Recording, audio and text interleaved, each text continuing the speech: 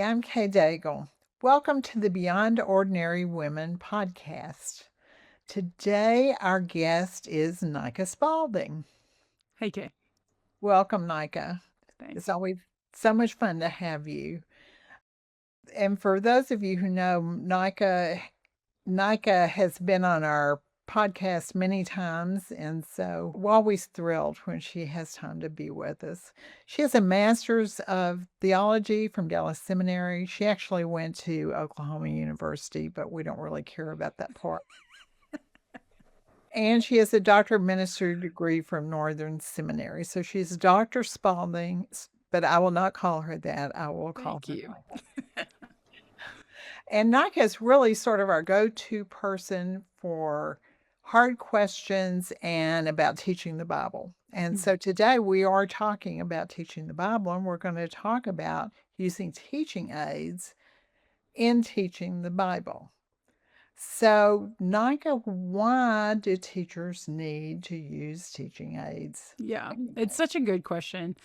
And I don't know, Kay, if you've had like your philosophy of teaching develop on this. I would say for me, this is a more recent addition to how I teach the Bible. And that is, when I was a young teacher, I kind of wanted to teach all these cool, nifty things that maybe people didn't know on their own. And now I really, really just want to make the Bible stick. I want when people leave for them to remember what we talked about, for them to be able to meditate on it. And what I have found is, you probably think back to your experience when you were in elementary, junior high, high school, and you think about lessons that really stuck. And there's a chance that your teacher used some sort of teaching aid, some sort of illustration, or maybe they brought something in the classroom or something like that. And I have discovered just over the years that using teaching aids, whether it's props or engaging the senses or something like that, really allows us to help the Bible stick. And that's really the goal with the teaching aids. Great. So, what are some of the things that you see things in the Bible that are teaching aids? Yeah, no, absolutely. I think that's what's interesting about it is when you think about, even let's say you want to teach wisdom, you go to the book of Proverbs. So often what you see from the Proverbs is they take stuff you already know, stuff from nature, stuff that you've experienced in life, and then they say, hey, this is what that's like. So a perfect example is you might talk about honey is how the word of God is. It's so sweet, right? And if you've ever tasted honey, especially pre-modern food where we have sugar at our fingertips at all times, you kind of think about how, like, I'm sure in my pantry right now I can eat sugar, but in the ancient days, having that ability to eat honey was a really sweet experience. So to compare that to the Bible, we see how the Bible also uses teaching aids. Jesus does this in his parables all the time. He gives examples from the world that allows the story to sort of stick. And so I've seen this play out in the Bible, and then thought to myself, why are we not taking the best of the Bible's teaching and using that in the way that we communicate with folks? What other senses have you seen God use in the Bible besides taste? Yeah. Yeah. I love, yeah. So the five senses. So when you think about teaching aids, I think we often default to visual things. We think of things you can see. And in order to make things stick, we know this from the sciences that engaging all five senses actually helps things stick. If you think about like childhood memories, chances are there's associated, like if you've ever walked into a room and you gotten a whiff of, chocolate chip cookies, and all of a sudden you're like, whoa, I just got transported back to my grandma's living room, or what, things like that. So smell is very powerful. And when you're making your way through Exodus, which I've done recently, we've talked about this, like there are the boring parts of the Bible, right? How do you make your way through the boring parts? In chapter 30 of Exodus, it talks about this really special aroma that belongs to God. It's God's incense.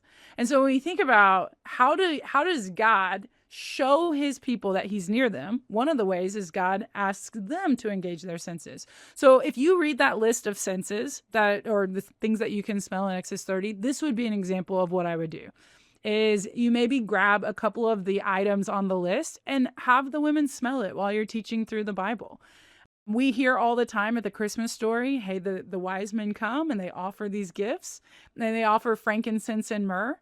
And then people say, oh, what are frankincense and myrrh? Because I don't know about you, but when I was a kid. I didn't know that those were, they were smells, they were sniffs, things that you can sniff.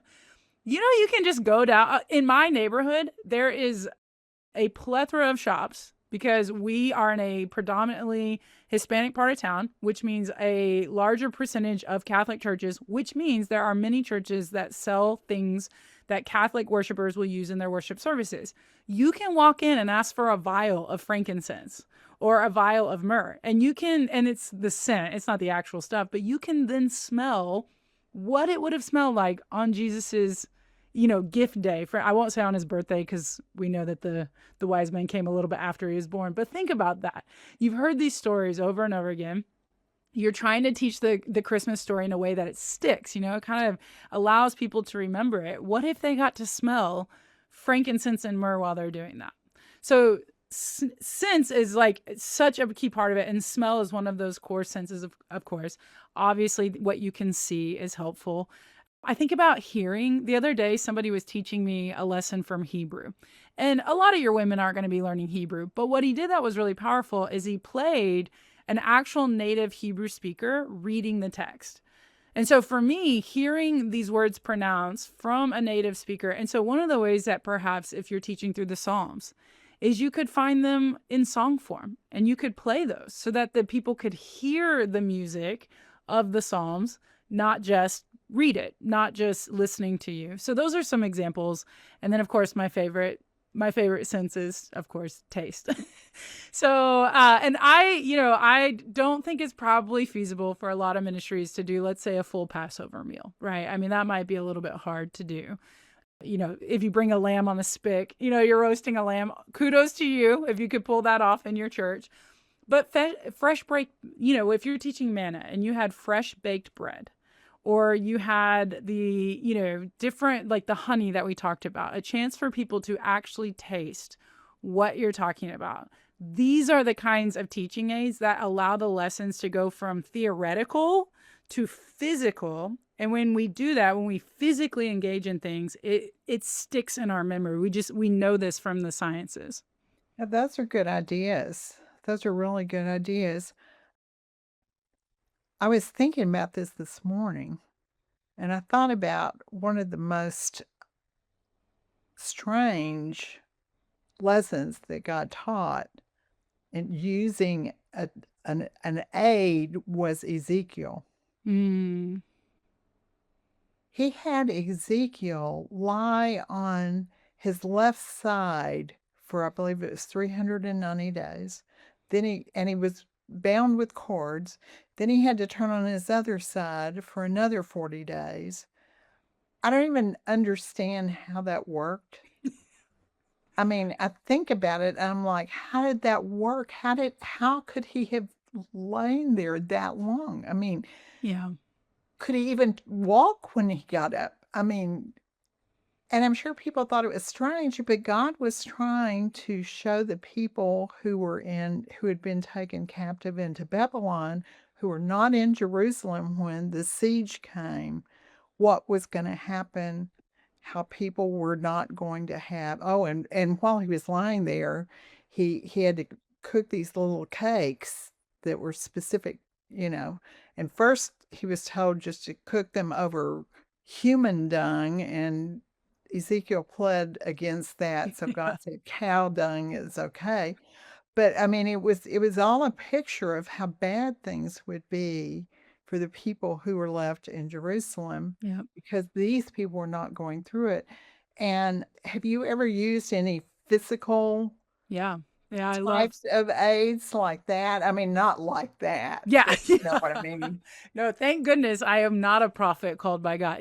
As you were talking, I am blanking if it was Jeremiah or which of the prophets it was, but there was another prophet. The major prophets, Jeremiah, Isaiah, Ezekiel, they were asked by God to do some pretty incredible things that are these teaching aids, what we're talking about.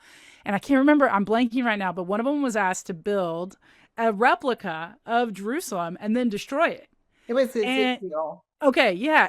And so which Yeah. is a great segue to what we're about to talk about. I think about a replica and it actually brings me to recently I've been teaching through I've been going through the whole Old Testament, and I knew when I got to Exodus There's going to be two like sandwiches essentially, and in the middle is the golden calf incident where Israel rebels. And right here are instructions for the tabernacle, the rebellion, and then the instructions again, but this time they're actually following the instructions, which then also leads into Leviticus when you learn what they're doing in the tabernacle. So I made the decision I wanted to have a physical replica of the tabernacle as I taught through these lessons, because not just because I want them to really understand like visually what they're building in Exodus, but I also knew without that, when we got to Leviticus, it would be very hard to understand the sacrificial system, because there's all these instructions. And you're like, he goes into which room, he stands in front of which lamppost.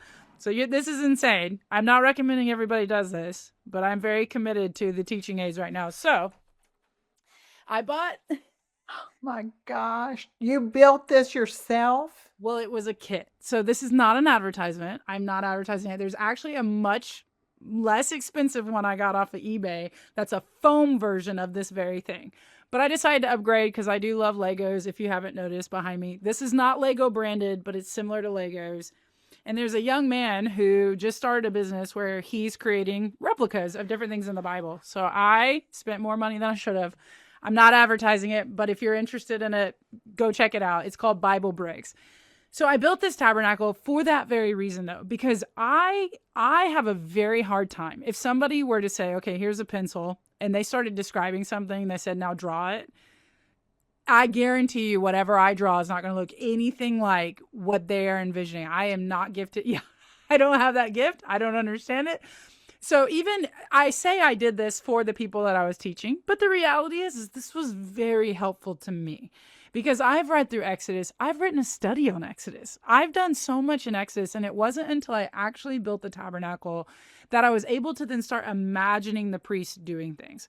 So when we talk about like these physical things, part of what we're doing is it's called creating a schema. And what we mean by that is a schema is when you take something you already understand, you're familiar with, and then you build on top of it. It's much easier to understand something then.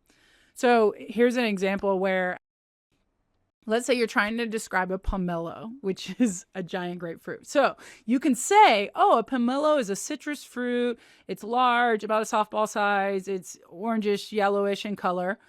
That's one way to describe it. Or you can say to somebody, oh, it's a grapefruit, but bigger. And immediately, because you already knew what a grapefruit was, you can get to understanding a pomelo faster. So one of the ways that we use things like these these teaching aids, they're goofy, right? In and of themselves, they're a little bit silly. But what it does is then when we get to Leviticus, because they already have a mental understanding of what the tabernacle looks like, then when we go to explain the sacrifices, they're not having to try to imagine the tabernacle. They already have it there. So that allows them to then learn the sacrifices without their brain the whole time going, wait, I'm sorry, he goes to the front and then where's the altar? And there's a basin involved. And then he's sprinkling blood. Where's he sprinkling blood? So the tabernacle is an example of, if you can help the person understand mentally what we're talking about, then you can add more knowledge to it. So perfect example is you get to Leviticus 16, one of the most important passages in the whole Old Testament, because it's the Day of the Atonement. It's one day a year where the high priest gets to go into the Holy of Holies. He sprinkles blood on the altar, and in doing so, he is able to make atonement for the entire nation's sins. All of these things that I just said are extremely heady, big theological things. You're going to have to work really hard as a teacher to unpack everything that I just said. What you don't want to be doing is having people going, what's the Holy of Holies? And where is it at? And why is he going in there? And what does it look like? And what horns? There's horns on the altar? Why is there horns on the altar? But if you have this teaching aid, it allows them to then say, oh, I can visually understand what you're doing here. Now you can teach me the theology of the Day of the Atonement without having to teach me the architecture of the Day of the Atonement. And that is so helpful to anybody trying to learn the Bible, is to be able to give them these visual things. And so, And that's basically what you're saying is the student is distracted with all these questions they have yes, and not really listening to your real point. yes, yeah, absolutely. Yeah, I've heard a lot of teachers who just kind of go off on something a little bit, And I'm thinking, is anybody following this? Yeah. Yeah. Because it's not the real point, and they've drawn them off. And so you're trying to build something in them where they have those details, and it will not distract them Yep. from what Yeah. you're trying to teach them. Yeah. So think about how detail oriented so much of the Old Testament is. So you go to the, like, think of the high priestly garments. Okay. There are 12 gemstones on the ephod. It's linen underneath and then a blue ephod on top. It's different color fabric. It's got what we call pomegranates, which are on the hem, which are bells and pomegranates. He's got the names of the tribes on his shoulders. He's got a God named plate on his head with on and on and on we can go. I could stand on stage and start saying what I'm just saying to you, or I could throw a picture up. Very simple teaching aid. Sometimes you don't have to overcomplicate it. If you really want to go nuts, you could build, a life-size one and walk out with it. I wouldn't go that far, but you put a picture up. And then when you put the picture up, you say, hey, the whole role of the high priest is to be a mediator between God and humanity. So how does the high priest in this outfit represent God? And how does the high priest in this outfit represent humanity? And then, because they can visually see it, they can see the gemstones, which are going to remind them of Eden. They can see the bright colors, which hopefully will remind them of Eden. You can begin to talk about these things that are actually important, because if they leave there and all they really know is there was certain fabric and yarn and some gemstones, that I don't know that that's going to stick, and I don't know how helpful that is to them understanding what is the role of a priest as the person who represents God to the world and then represents, the people back to God, because ultimately, hopefully, where you're going to take them is we are now priests and we are supposed to be clothed in the ways of Jesus. And so in the same way that the priest was clothed in the way of God in a way that they understood, we are supposed to be clothed in the way of Jesus. Suddenly the person goes, oh, okay, I can understand that. But if they're still trying to understand, I think the 12 gemstone names, like just that alone, I remember one time like looking them all up to see what color they were to try and like draw in. And I remember thinking, how is this helpful to anyone if I were to explain to them all of these? And it was just something I wanted to nerd out on, but it's not helpful to drive that point home. So Kay, I think you're exactly right, is that our job as communicators is to remove the confusion. And there's so much confusion when you're talking about an ancient text. And so these teaching aids, they ultimately are designed to say, how can I get the main point across as simply as possible so that the person can encounter the living God? Not so they can learn something neat about the Bible, but so that they can see the face of God looking back at them. And these teaching aids, they really come in handy. Yeah, and I can see how particularly Old Testament teaching aids could really benefit people, because I remember I don't I don't know how old I was when I had finally seen what the high priest actually wore, and I was always trying to figure out what this looked like. Yeah. I just couldn't quite get it. So, it's really helpful to have some sort of picture or something. Of course, there's always, they could always watch Raiders of the Lost Ark, because, at the end, the Nazi puts on the high priest. Yeah. I don't know how well it pictures exactly what it says in Exodus, but I think it's pretty close. Well, and that's such a good point of what you're saying is, so if you've seen Raiders of the Lost Ark, that's a schema you already have. That you kind of know it. So if it is accurate, I've not seen it, or I haven't seen it in years, I I'm should not say. sure. Yeah, but let's say you watched it and you're like, actually, that's pretty close. Like, that's pretty good. You could show a 20-second clip. Yeah. And people who remember the movie will go, oh, and then they associate that. So part of this idea of schema and making things stick, there's this book, and I'll make sure, we get this. It's called Made to Stick. And it's a fantastic book. These two brothers, Chip and Dan, their last name's Heath, they both independently started studying what makes ideas sticky, like for lack of a better term, like what makes something where you're able to walk away and go, oh, I remember that. And throughout the book, they talk about, there's really simple things that you can do. Like you can use concrete images. The schema idea I stole from them. This is totally them, where you take something that people already know. So one of the very simple examples they give is like Imagine you had to memorize the letters FKJ, FKJ. So I tell you, memorize these letters. And then all day long, you're going FKJ, FKJ. But if I just had rearranged them and said JFK, you're not going to forget. If I ask you in an hour, what were the three letters? Because you already have an association with a JFK. We know John Fitzgerald Kennedy. We know who that is. And so they have these like tips and tricks to make things sticky. And honestly, they're genius, but they're so simple. We kind of know them because we experience them in our own lives. There's a reason why certain commercials work, and then others you know you're not going to remember. There's commercials I remember from the 90s Super Bowl that I still remember those commercials, which means that marketing exec did their job. And so for better or for worse, I still remember those frogs doing the Budweiser commercial. Now, I'm not drinking Budweiser, but I at least remember the product. They have done their job. And so that's part of what my recommendation would be. Sit down with your talk that you want to give and then ask yourself, what is it that I want them to walk away with? What's the thing that I hope they chew on the rest of the day? And then ask you, like, is there something I could show them? Is there something they could smell? Is there something we could listen to? Is there something they could watch? And maybe it's borrowing from culture, like you just mentioned, from the movie. Is that the movie where they open up the Ark of the Covenant and their faces melt off? Is that the movie? Okay, yeah.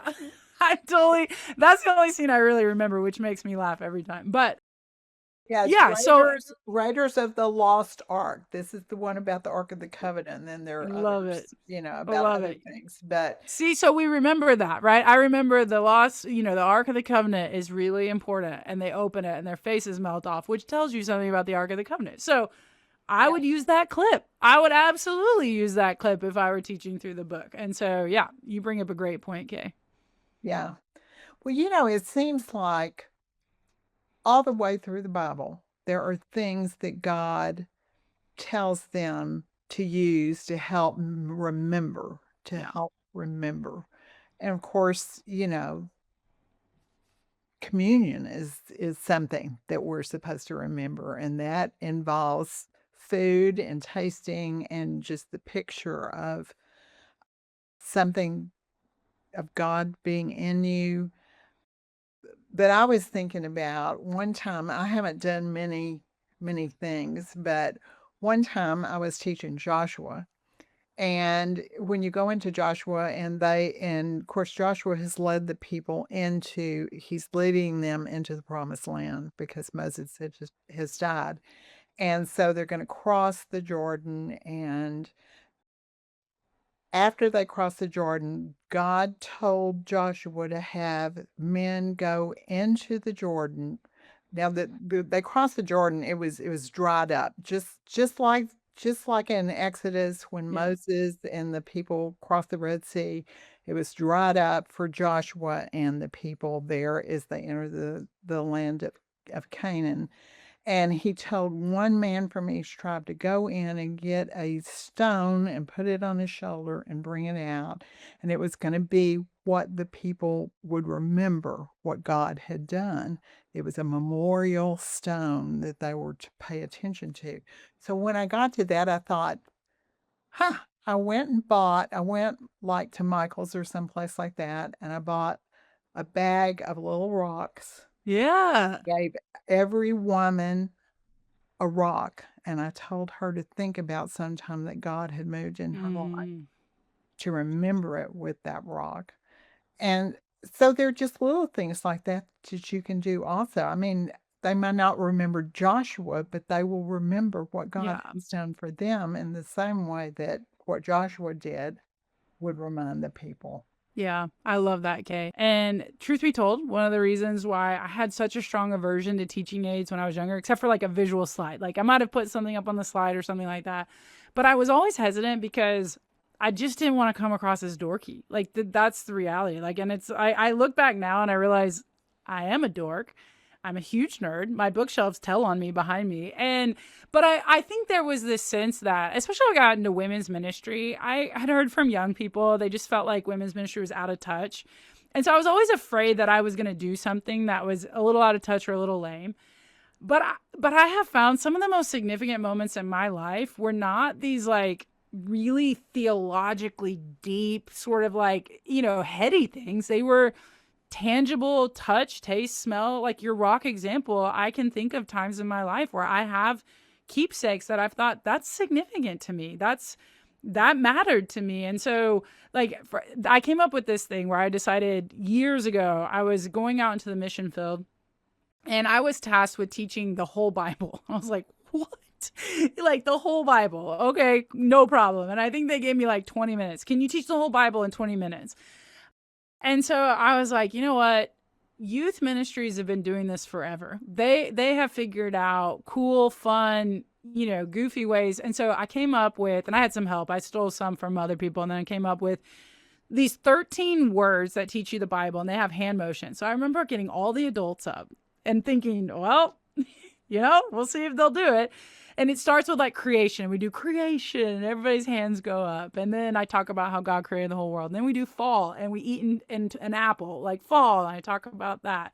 And then we talk about the Exodus. So we go marching. And imagine a room full of adults and they're all doing this. And it gets funnier and funnier. Like I make them circle around for wanderings, conquest, which is very funny because when I do this, if I do an all men's group, they get real loud at conquest.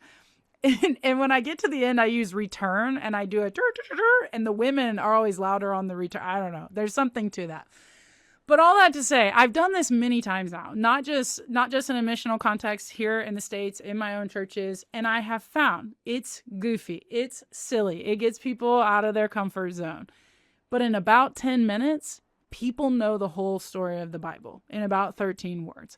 And that's the kind of stuff that you go, hey, this is a way for you to think about the whole meta narrative of the Bible. And so when you're thinking about individual stories, where are you at in the grand scheme of the story? And so I've just learned, one, to embrace my own dorkiness, and then two, that I'm really asking the wrong questions.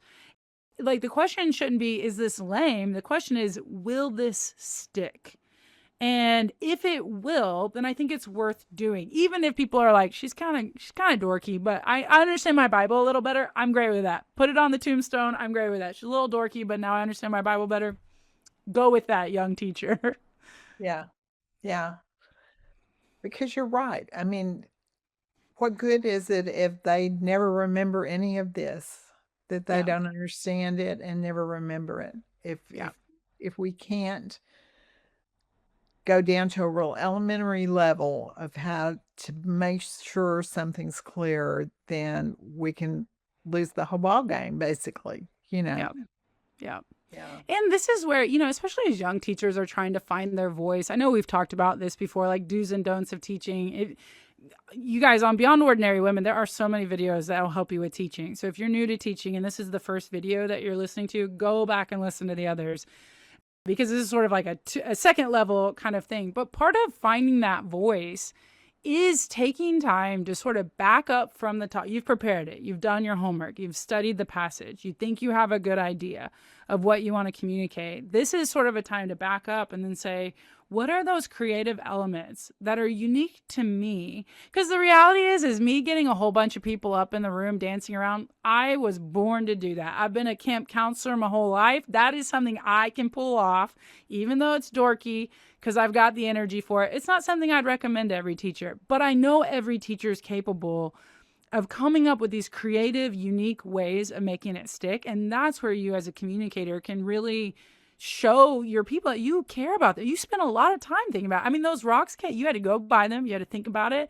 That tells someone Kay loves me enough to put this extra effort into what she's doing. And so that's why I'd say as a communicator too, these are great ways to demonstrate you really care about your audience. And that matters. If someone knows you care, that goes a long way.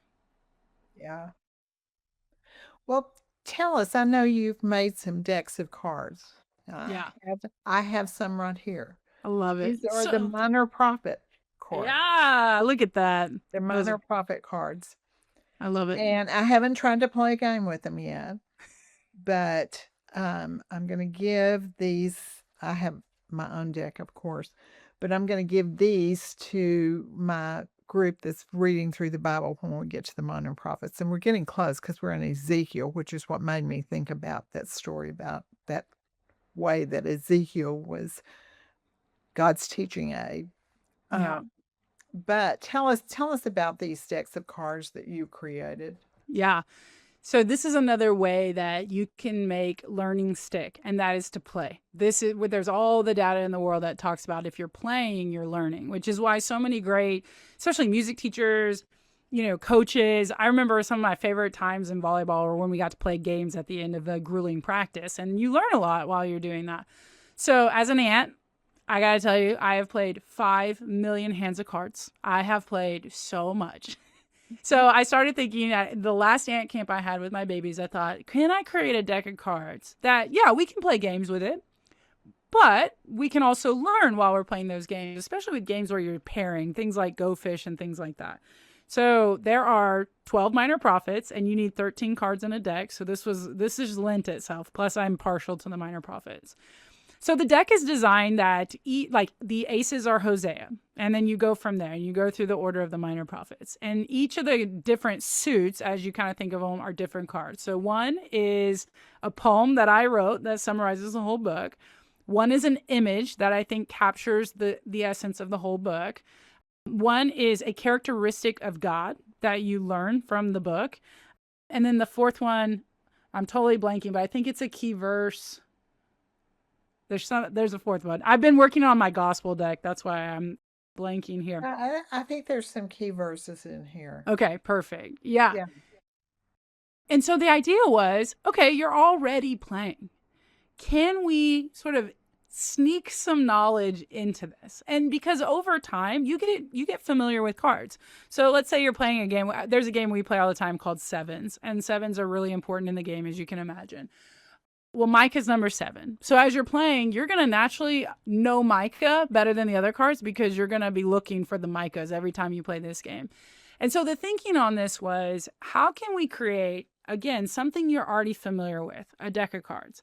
And then can I create little ways of sneaking Bible knowledge in? So right now I'm currently working on the Gospels deck. It should be ready in about a month.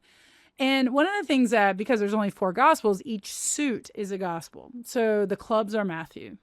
So that means over time, you're going to notice there's these 5 women on the Queen of Clubs. And you're going to notice them over and over. Bathsheba, Ruth, Tamar, you're over and over again. And then eventually you're going to go, wait a minute, are those the 5 women in the genealogy?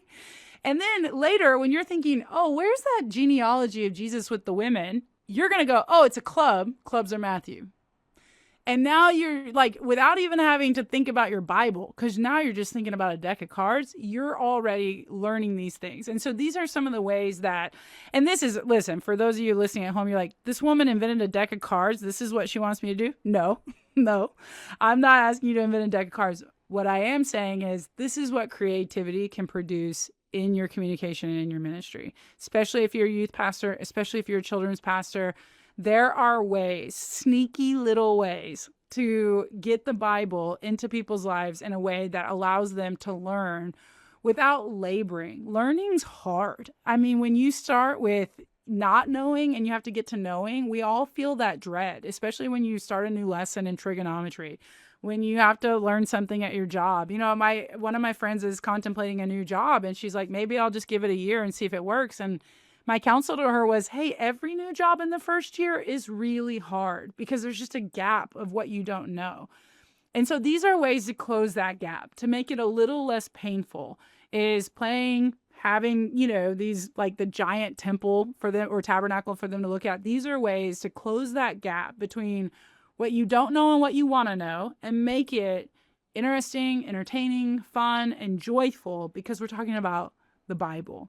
And so if people have to learn the Bible the same way they have to learn trigonometry, that's just not what we want to do. We want them to learn the Bible in spaces that are joyful and fun and beautiful and encouraging. And there are a lot of ways to do that. These are just some examples that Kay and I have given you. But I think they are unique opportunities, again, not just for people to learn the Bible, but to encounter the God of the Bible. And that's ultimately why we do these things. Mm-hmm.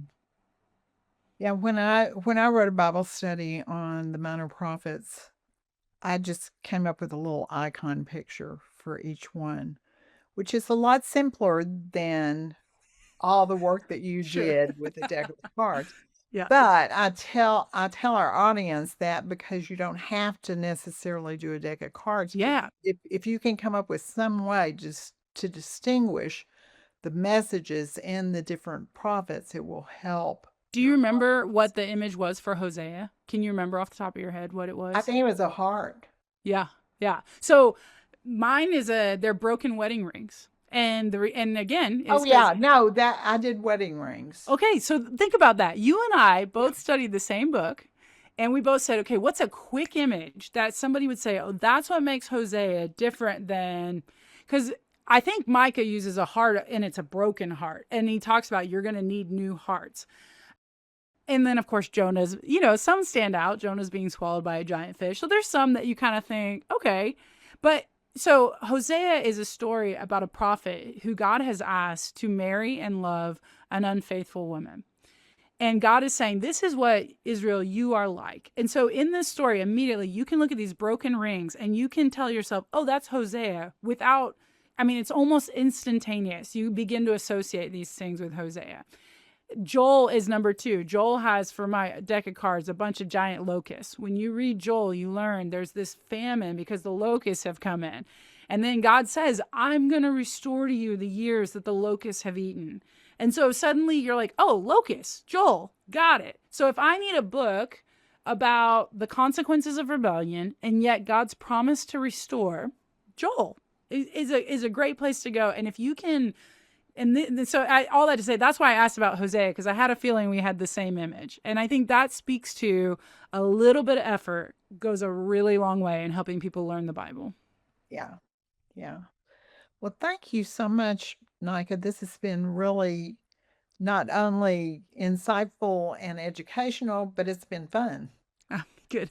It's been Great. fun to That's my talk goal. about these things. Yeah. Yeah, I Yeah. love so many of your ideas, and I certainly just encourage all of you out there who teach the Bible to just use your own creativity, pray about it, ask God to bring things to your mind, and if you have creative friends, maybe they can help you. You never know. So, anyway, we do have other resources for studying and teaching the Bible. If you'll just go to beyondordinarywomen.org, go to the drop down menu under resources and go to the section on studying and teaching the Bible. And we have a number of episodes of our podcast, and they're all on video as well if you prefer that. And all of those things will help you. Monica has done some of those. We have some other people who have also participated in helping us help others teach the Bible well. So until next time, Nika, thank you again for Thanks, being Kay. here. And we will see you all out there soon.